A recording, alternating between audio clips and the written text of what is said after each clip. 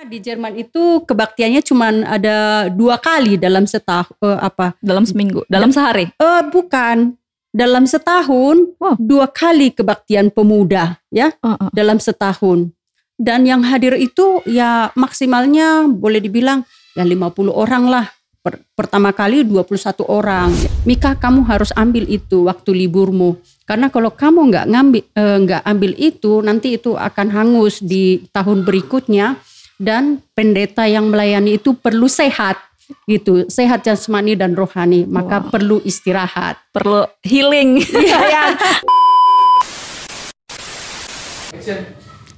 Shalom Bapak Ibu Saudara sekalian penonton setia channel YouTube Huria Kristen Batak Protestan. Kembali lagi bersama saya calon diakones Marlin Celumban Tobing di podcast HKBP.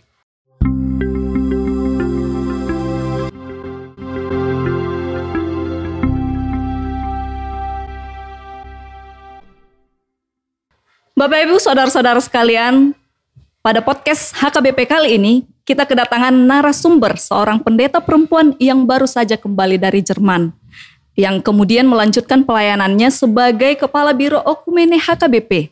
Nah, sebelum kita berbincang-bincang dengan narasumber kita yang melayani di Biro Okumene HKBP, terlebih dahulu kita menyapa narasumber kita. Selamat pagi Inang. Selamat pagi. Ya, Inang ini bernama Pendeta Mika Boru Purba. Beliau sebagai Kepala Biro Oikumene. Tapi ada baiknya Inang itu dulu yang perkenalan kepada saudara-saudara sekalian. Silakan Inang. Ya, shalom, nama saya Pendeta Mika Purba. Suami saya Pendeta Hotlan Parmonangan Butar-Butar. Kami memiliki 2 anak, 1 laki-laki, sekarang kelas 2 SMP, dan 1 perempuan, sekarang kelas 6 SD. Baik, terima kasih Nang. Nah, teman-teman sekalian, Bapak Ibu sekalian pasti nih penasaran bagaimana sih perjalanan pelayanannya Inang Pendeta Mika ini selama di Jerman maupun selama menjabat sebagai Kepala Biro, tapi masih baru sih. Ya, sebelumnya kita berbincang-bincang nih mengenai pelayanan Inang selama di Jerman. Nah, bagaimana kok bisa sih Inang menjadi pendeta kemudian melayani di Jerman yang dalam kurun waktu lumayan lama? Ya. Boleh diceritakan Nang? Ya boleh. Ya, pelayanan terakhir waktu itu saya pendeta diperbantukan di HKBP Manyar Surabaya. Okay. Ya, waktu itu saya mendapat telepon dari pimpinan HKBP yang meminta kesediaan saya untuk mengikuti seleksi program pertukaran pendeta yang diselenggarakan oleh United Evangelical Mission. Dan waktu itu pimpinan HKBP sedang mengadakan rapat pimpinan HKBP ya. Dan salah satu agenda yang mereka bicarakan adalah siapa utusan pendeta HKBP yang akan diutus untuk mengikuti seleksi program pertukaran pendeta ini. Dan waktu itu diminta kesediaan saya, dan pimpinan HKBP waktu itu mengatakan kepada saya, kamu harus jawab ya dalam waktu 10 menit. Waktu itu saya kebetulan sedang sedang studi ambil master sosiologi di Universitas Airlangga, sekaligus sambil melayani di HKBP Manyar. Dan saya waktu itu sedang di kampus waktu ditanya oleh pimpinan HKBP, ya bagaimana ya menjawab dalam waktu 10 menit untuk satu keputusan yang besar. Dan 10 menit itu bukan waktu yang lama ya untuk memikirkan apakah saya harus berangkat ke Jerman mengikuti ini tanpa harus bertanya kepada suami saya. Tetapi yang waktu itu saya pikirkan adalah tentang studi saya juga, karena waktu itu saya boleh dikatakan adalah orang Kristen yang diterima di Universitas Airlangga, dan tidak banyak itu. Saya pikir kami hanya 2 orang waktu itu Kristen. Jadi saya pikir saya akan melewatkan peluang ini juga ya, peluang untuk melanjutkan studi saya. Dan itu pun saya terima beasiswa dari salah satu keluarga di Jakarta, warga jemaat HKBP Menteng, dan sebagian besarnya itu sudah dibayar biaya kuliah gimana dong saya harus meninggalkan kuliah ini. Begitu. Dan kebetulan suami saya juga baru mendapat pelayanan, mendapat SK penempatan 7 bulan di distrik IBT Surabaya. Tetapi akhirnya saya berkonsultasi dengan Profesor Hotman Siahaan, dan beliau mengatakan kepada saya, Mika, kalau untuk studi itu kamu bisa kapan saja, tapi kesempatan untuk melayani di luar negeri mungkin hanya sekali datang seumur hidup, ambillah itu. Dan itu menguatkan motivasi saya untuk menjawab pimpinan, oke, saya bersedia. Ya, setelah saya berbincang-bincang dengan Bapak Profesor Hotman Siahaan, dia memotivasi saya dan akhirnya saya ambil kesempatan itu. Sebenarnya proses yang panjang ya untuk bisa ke Jerman. Saya melengkapi semua dokumen mengirim aplikasi, dan puji Tuhan kebetulan ya, dokumen saya diterima oleh United Evangelical Mission untuk kemudian mengikuti seleksi interview. Jadi ada beberapa calon waktu itu dari Asia Afrika, tetapi puji Tuhan saya diterima di posisi ini untuk boleh mengikuti interview. Jadi ada 2 kali interview lewat Skype bahasa Inggris, dan yang menginterview waktu itu ada 5 orang. Dan setelah beberapa bulan saya mendapat informasi, Pendeta Mika Purba, selamat bahwa Anda diterima untuk posisi ini, program pertukaran pendeta ini. Kamu harus belajar bahasa Jerman di Indonesia selama 3 bulan, dan kalau boleh harus itu untuk belajar bahasa Jerman itu harus di Goethe Institut, ya, Goethe Institut, dan harus memiliki sertifikat A1 dalam bahasa Jerman. Dan itu tidak boleh hanya saya, tetapi suami juga, supaya kami boleh bersama-sama berangkat dengan keluarga. Dan sambil kuliah, sambil melayani, mengikuti kursus bahasa Jerman, puji Tuhan setelah 3 bulan lulus level A1, dan segala sesuatu dipersiapkan oleh UM, dan kami berangkat ke Jerman. Tetapi setelah sampai di Jerman, kami melanjutkan kursus bahasa Jerman selama kurang lebih 8 bulan, dan ada peraturan dari UM, kalau tidak lulus selama 8 bulan itu dalam sampai mencapai level B1 bahasa Jerman, kami akan dipulangkan. Jadi berat juga ya. Ada level-levelnya ya. Ada level-levelnya. Jadi ya nggak bisa terceritakan ya, kita malam-malam kurang tidur lah ya. Kita kurang tidur karena banyak tugas-tugas juga. Saya pernah mengalami gagal sekali juga gitu, mengulang level B1 itu. Tetapi puji Tuhan, saya masih punya waktu untuk mengulang, dan pengulangan yang kedua saya lulus. Saya sukacita sekali. Setelah lulus baru tanda tangan kontrak kerja. Ya, 3 hari setelah kelulusan langsung tanda tangan kontrak kerja dengan UM dan EKIR. Dan ya setelah 3 tahun melayani di sana, ada evaluasi. Ya, jadi satu periode itu 3 tahun, lalu setelah 3 tahun dilakukan evaluasi, dan UM dan juga berdasarkan evaluasi ini UM dan juga EKIR meminta kesediaan saya untuk kembali melanjutkan 3 tahun periode berikutnya. Jadi ya tentu saja saya harus bicarakan itu dengan suami. Dan ya kebetulan keluarga sangat mendukung, suami dan anak-anak mendukung. Itulah perjalanan kami setelah 6 tahun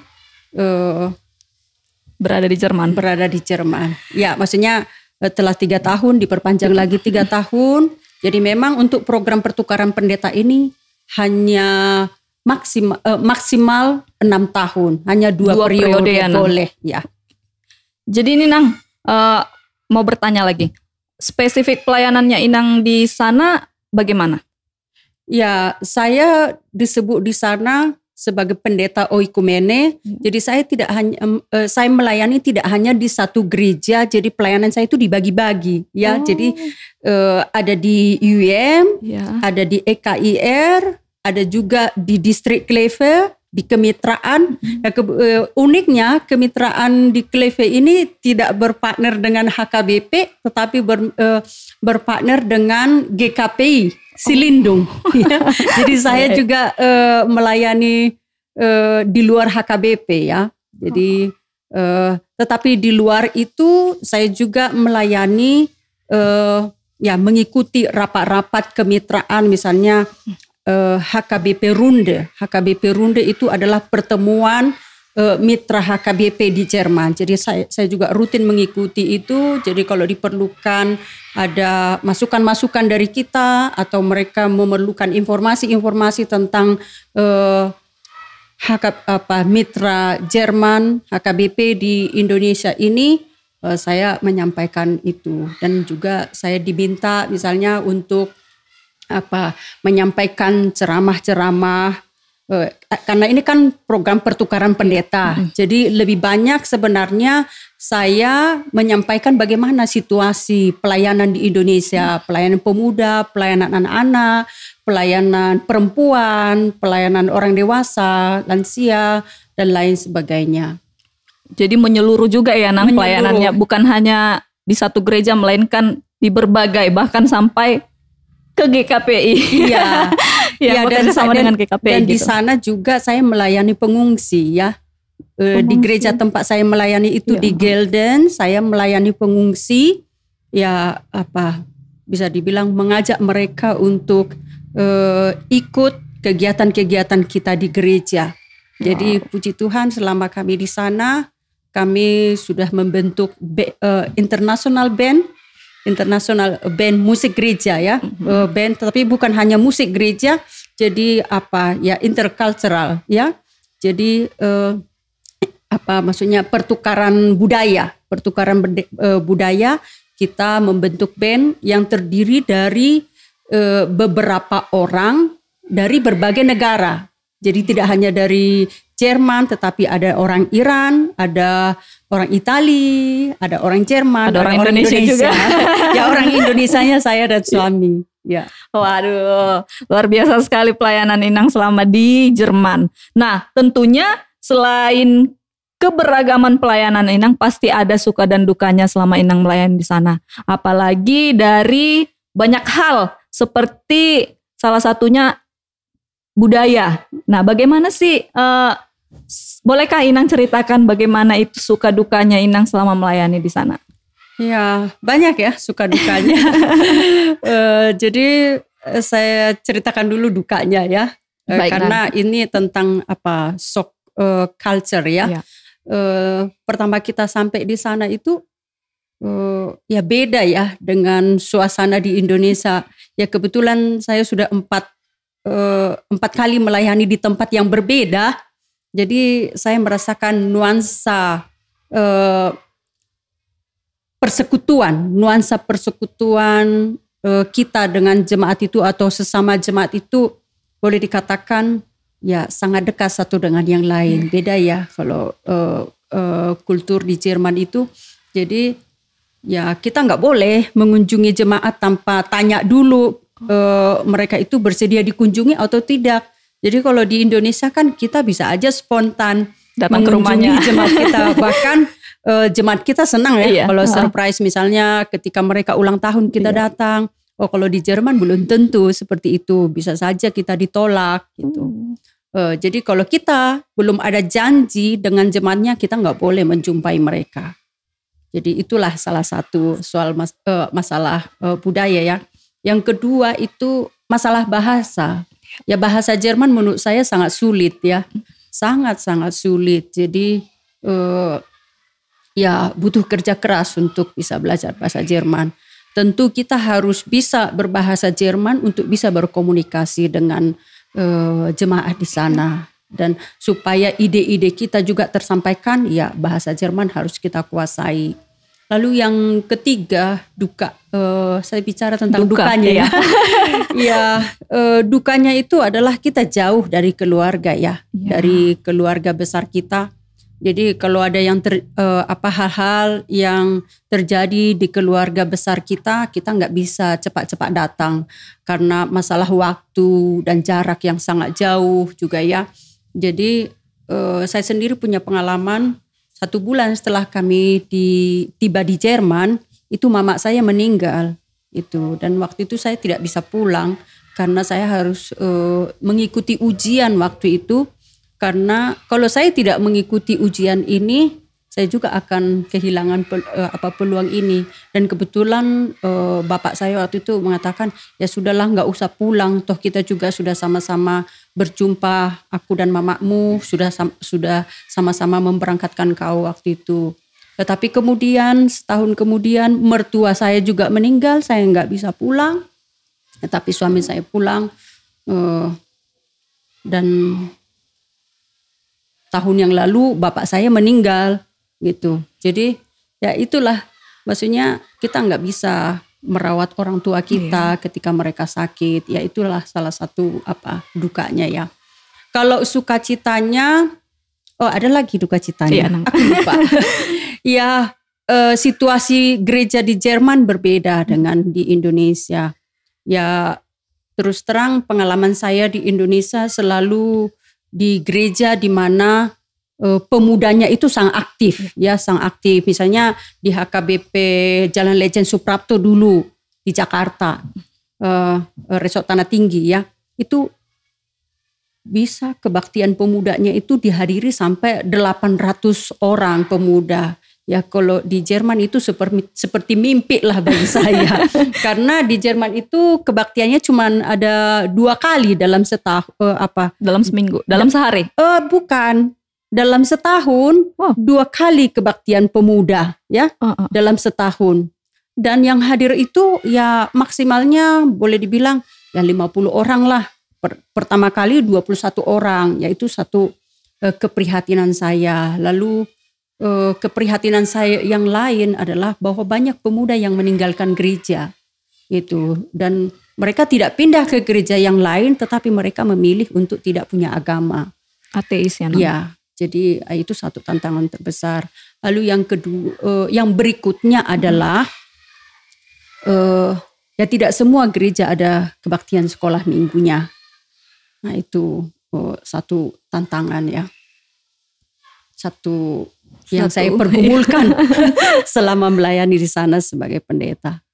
Kalau sukanya sukacitanya. Ya. Sukacitanya tentu banyak ya. Maksudnya pengalaman baru dengan komunitas baru. Jadi kita juga banyak belajar di sana untuk mempelajari budaya yang baru, budaya dari Jerman misalnya. Lalu yang kedua adalah menurut saya Jerman itu lebih teratur dari Indonesia dari segi penataan ya, termasuk ini soal kebersihan gitu. Soal kebersihan. Jadi mulai di rumah itu kita sudah memisah sampahnya gitu. Tidak ada sampah yang kita campur-campur, misalnya sampah kompos itu terpisah sendiri, sampah botol-botol gitu. botol-botol terpisah sendiri. Sampah plastik apalagi itu harus terpisah, dan sampah limbah rumah tangga itu terpisah. Jadi ya menurut saya itu membuat kita merasa sehat ya dengan lingkungan yang bersih gitu. Betul. Toiletnya juga di mana-mana kita pergi ya toiletnya bersih.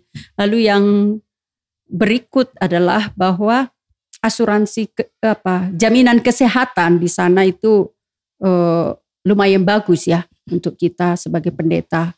Jadi memang itu dipotong selalu dari gaji kita, tetapi kemanapun kita berobat kita nggak perlu khawatir kalau nggak ada uang di kantong kita karena sudah dijamin sama asuransi. Lalu yang berikut adalah ini yang agak berbeda yang tidak kita temukan di Indonesia. Di sana saya punya 42 hari waktu libur sebagai pendeta. Dan itu nggak boleh nggak kita ambil. Wajib diambil lah. Wajib diambil. Saya pernah ya mengikuti ritme bekerja di Indonesia. Ya saya nggak ngambil ini cutinya ini, libur ini. Lalu superintendennya atau selevel preses di sini menegur saya. Mika, kamu harus ambil itu waktu liburmu. Karena kalau kamu nggak ambil itu, nanti itu akan hangus di tahun berikutnya. Dan pendeta yang melayani itu perlu sehat, gitu, sehat jasmani dan rohani. Maka perlu istirahat, perlu healing. Ya, anak zaman sekarang bilang perlu healing ya. Tapi healing itu untuk orang yang sakit. Tapi sebenarnya perlu istirahat, ya, perlu istirahat.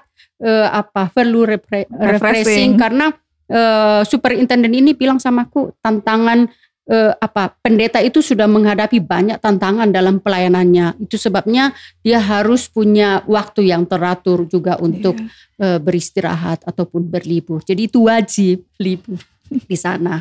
Jadi itulah beberapa sukacitanya di sana. Baik, Nang, terima kasih. Nah, pastinya waktu melayani di sana Inang pernah mengalami salah satu titik di mana Inang sangat merasa sangat tak berdaya lah istilahnya, atau dikatakan sebagai titik terendah Inang melayani di Jerman. Bolehkah Inang bercerita masa-masa itu? Ya, saya pikir apa yang saya katakan sebelumnya, tantangan untuk pelayanan pemuda dan anak-anak, ya. Saya katakanlah dulu pelayanan terhadap generasi muda. Saya agak greget gitu ya. Kenapa sih kita nggak bisa mengajak pemuda lebih banyak ke gereja ini, walaupun saya kadang-kadang berbicara di forum-forum pertemuan gereja, tapi saya melihat sepertinya agak lambat responnya gitu. Dan juga memang kita berusaha gitu. Dari pendetanya sendiri sudah berusaha untuk mencoba untuk melaksanakan program bagaimana supaya orang-orang muda tertarik ke gereja, tapi sepertinya itu agak sulit di Jerman gitu. Lalu apa yang kami lakukan, misalnya seperti ini, sekolah minggu gitu. Kan waktu kami di sana sampai beberapa tahun, boleh saya katakan tidak ada sekolah minggu gitu kan. Lalu anak saya protes gitu, masa kita kebaktian orang dewasa terus, kita rindu loh Mak untuk kebaktian sekolah minggu. Lalu ini menantang saya ya. Saya bilang kepada majelis, di rapat majelis, saya tidak tenang jiwa saya kembali ke Indonesia setelah saya melayani di sini kalau saya tidak membuka kelas sekolah minggu di sini. Lalu saya usulkan, izinkan saya untuk membuka dan mengorganisir sekolah minggu di sini, maka jiwa saya akan tenang kembali ke Indonesia. Puji Tuhan, usul saya, ide saya disambut baik oleh majelis dan saya diizinkan untuk mengorganisir pelayanan sekolah minggu ya, sampai kepulangan ke Indonesia. Saya melaksanakan pelayanan sekolah minggu. Dan masih berdiri sampai hari ini, Nang? Masih berdiri sampai hari ini. Dan yang kedua adalah, ya puji Tuhan, suami juga ada bakat musik ya. Dan ada juga beberapa bakat musik di kalangan jemaat itu. Lalu kita organisir melalui International Band tadi. Kita melakukan beberapa konser di kota itu. Konser integrasi, kita sebut konser integrasi, melibatkan banyak orang, dan juga konser di gereja. Dan band kita ini juga sering mengikuti kebaktian pemuda, sehingga pemuda semakin banyak yang tertarik ke gereja. Jadi ya pertama-tama itu ya termasuk teman pendeta sendiri merasa asing dengan musik elektrik ya, musik pop, karena mereka lebih suka musik klasik. Tapi saya pikir ini adalah kesempatan untuk menjangkau pemuda. Ya awalnya tidak begitu ditanggapi secara positif, tetapi kemudian setelah mendapat respon positif dari jemaat, pendeta ini malah lebih sering bertanya, bisa nggak band kalian main mengiringi ibadah kita gitu. Wow, luar biasa. Nah, saudara-saudara, kita udah berbincang nih tentang pelayanannya Inang Pendeta Mika selama di Jerman. Tentu sangat banyak menginspirasi, membuka pengetahuan yang baru untuk kita, untuk kami dan para pendengar sekalian ya, Nang. Nah, sekarang nih kita akan mengalihkan pertanyaan kita kepada pelayanan Inang Pendeta Mika pada saat ini yang menjadi seorang kepala biro okumene di HKBP. Mungkin ada penonton yang belum mengetahui tentang Biro Oikumene HKBP. Nah, kita bertanya dulu sama Inang Pendeta Mika. Inang, bolehkah Inang menjelaskan apa sih sebenarnya Biro Oikumene HKBP itu? Ya, Biro Oikumene itu adalah biro yang mengurusi urusan ataupun hubungan antar gereja-gereja di tingkat di tingkat nasional maupun di tingkat internasional. Kita ketahui bahwa HKBP juga memiliki mitra-mitra di dalam negeri juga di luar negeri seperti LWF, UEM, WCC, LCA gitu ya. Jadi Biro Oikumene juga menseleksi delegasi-delegasi kita yang akan diutus mengikuti pertemuan-pertemuan internasional juga pertemuan nasional untuk memilih siapa yang akan diutus dengan tentunya bersama dengan pimpinan HKBP. Lalu Biro Oikumene juga mengurusi seleksi penerima beasiswa karena kita juga Jemaat HKBP atau gereja HKBP sebagai institusi memiliki kesempatan untuk mengutus warga gereja bahkan pendeta ataupun para pelayan ya, bukan hanya pendeta tetapi para pelayan HKBP untuk melanjutkan studi di luar negeri maupun di dalam negeri. Jadi kita mendapat support dana dari luar negeri, dari ILCA, LWF dan juga UEM. Jadi kita juga bertugas untuk menseleksi itu. Dan tentu saja kita bertugas untuk memelihara hubungan kerjasama kita atau membina hubungan kerjasama kita dengan gereja-gereja yang lain, termasuk juga dengan Persekutuan Gereja-Gereja Indonesia. PGI. Jadi kita bekerja sama dengan PGI ya. Ya, Nang. Oke. Seperti yang Inang katakan tadi, bagian Oikumene HKBP ini menyeleksi seperti beasiswa atau para pelayan yang akan diutus untuk studi banding atau seperti yang Inang ikuti. Ya, mengikuti sidang raya LWF, mengikuti sidang raya General Assembly untuk UEM, General Assembly WCC. Ya. Nah, itu pekerjaan dari Biro Oikumene sendiri. Nah, seperti yang sekarang ini nih Nang, Biro Oikumene saat ini sedang mengadakan seleksi peserta UMS, South North Volunteer Program. Ya. Nah, apa sih sebenarnya kegiatan dari program itu dan apa latar belakang terbentuknya kegiatan itu, Nang? Ya. Namanya juga South North Volunteer ya. South North Volunteer itu maksudnya memilih volunteer dari Sud maksudnya ini Asia Afrika yang akan melayani di Jerman. Jadi melayani di Jerman itu sebagai volunteer ataupun tenaga sukarelawan. Di sana nanti mereka akan punya pengalaman melayani di panti jompo untuk pelayanan pemuda, melayani disability. Iya, melayani orang-orang yang difabel gitu. Iya, difabel yang membutuhkan bantuan ya, dan juga melayani lansia di panti jompo dan juga pelayanan-pelayanan di gereja. Jadi ada banyak bidang yang dikerjakan oleh South North Volunteer ini. Jadi bukan hanya di gereja saja, tetapi juga di lembaga-lembaga sosial. Baik, Nang. Jadi cara seleksinya ini apa aja nih, Nang? Supaya kawan-kawan yang lain juga supaya tahu nih mengikutinya. Ya, tentunya kita mengutamakan mereka yang pertama sekali bisa berbahasa Inggris ya.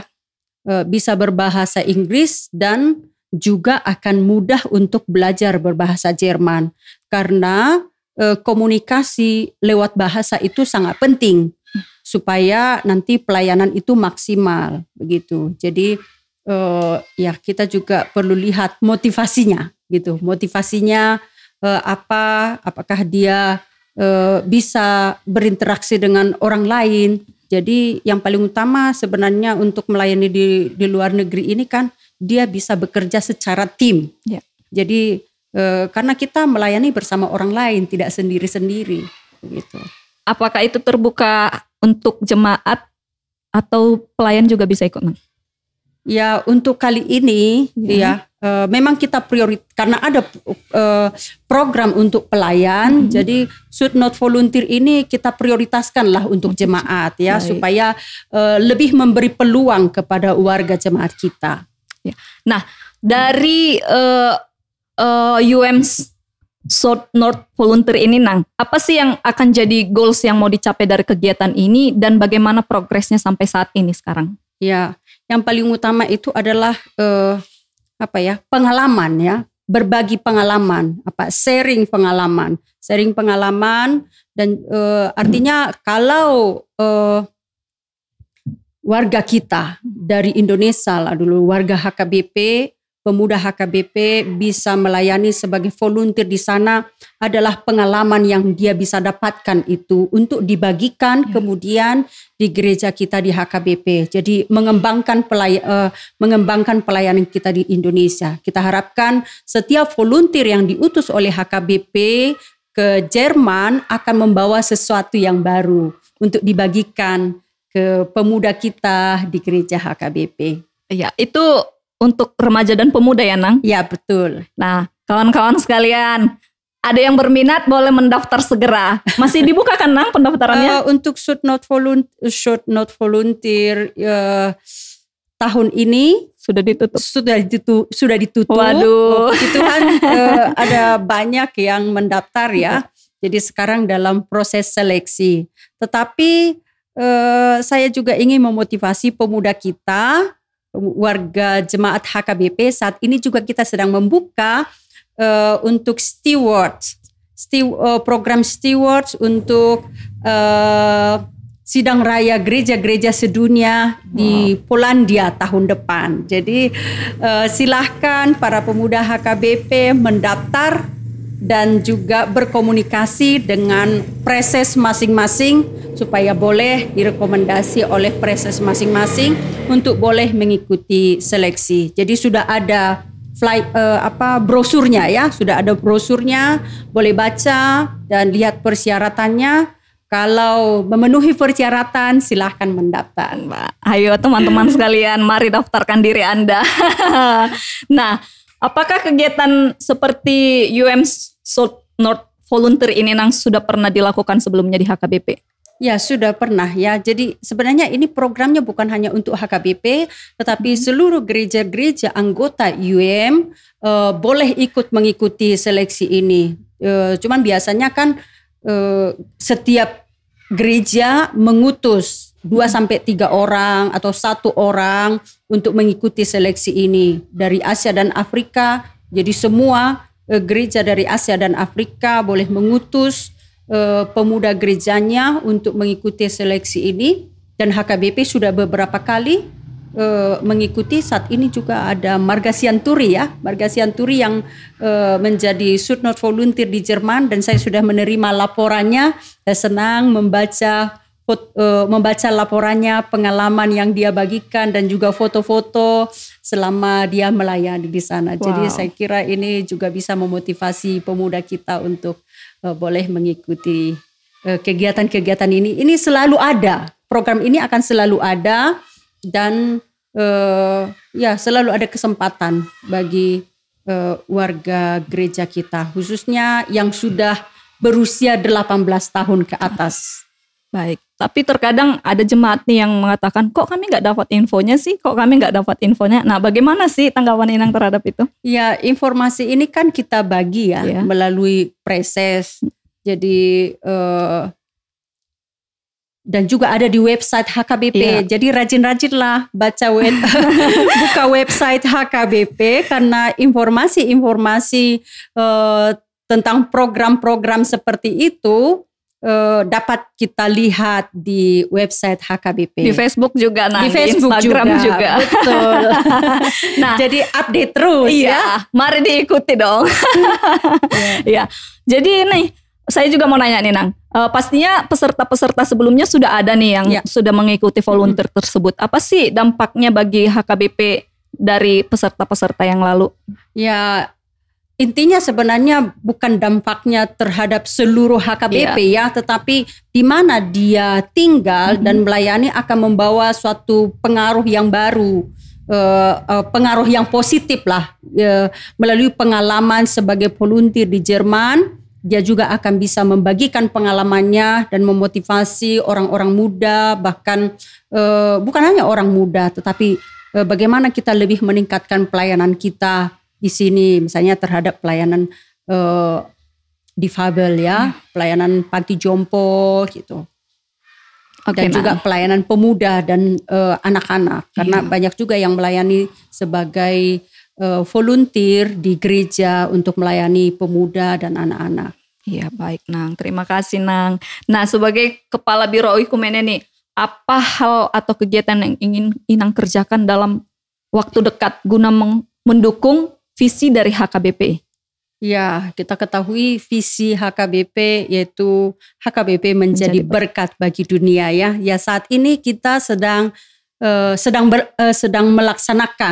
melaksanakan program kaderisasi pemimpin oikumene. Jadi kita juga ingin memotivasi pelayan-pelayan muda dan juga pemuda gereja HKBP untuk juga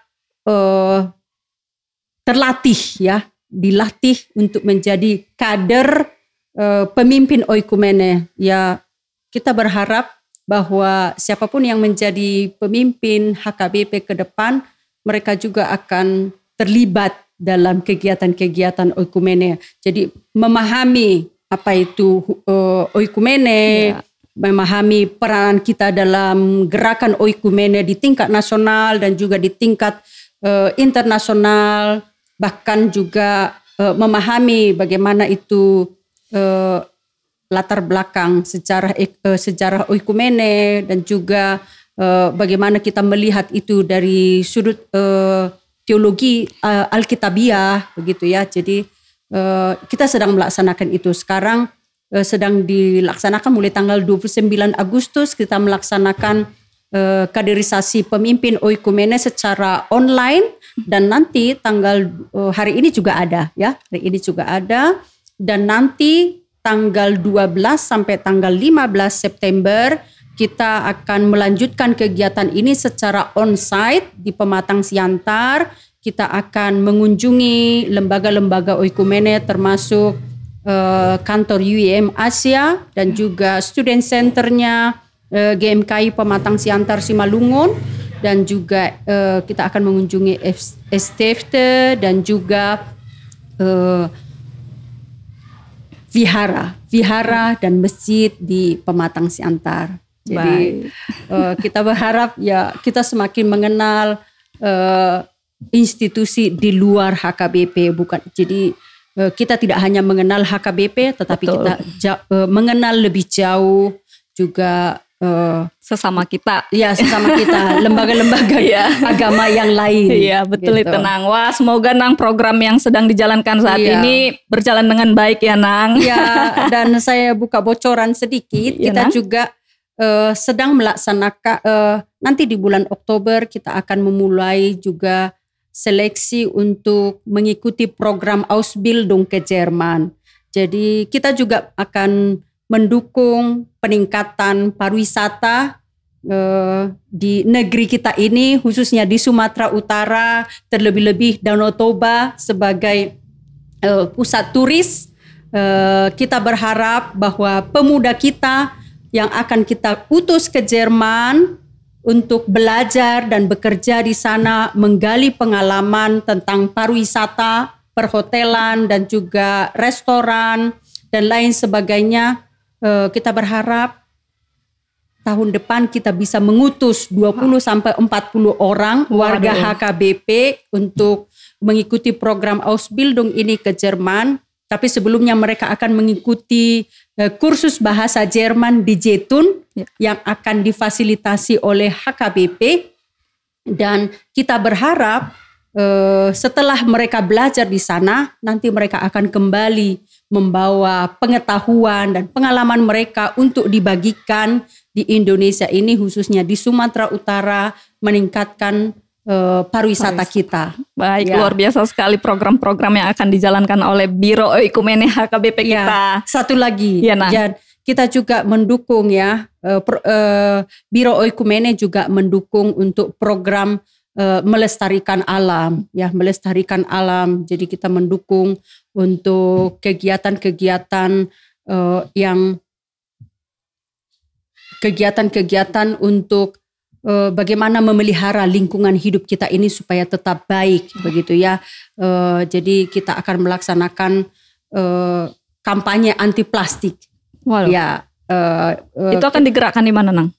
Di sekitar Danau Toba di bulan Oktober. Jadi dalam waktu dekat kita akan melaksanakan. Kira-kira itu. Bocoran tanggalnya tanggal berapa nih, Nang? Belum, nanti dikasih tahu ya. Tapi pastinya di bulan Oktober. Jadi ini sebagai dukungan kita atau kita menunjukkan partisipasi kita sebagai warga gereja yang juga terlibat dalam memelihara ciptaan supaya tetap baik, keutuhan ciptaannya. Itu jadi HKBP dengan kampanye anti plastik ini juga menunjukkan partisipasinya di dalam memelihara alam, memelihara ciptaan dan mendukung untuk keutuhan ciptaan.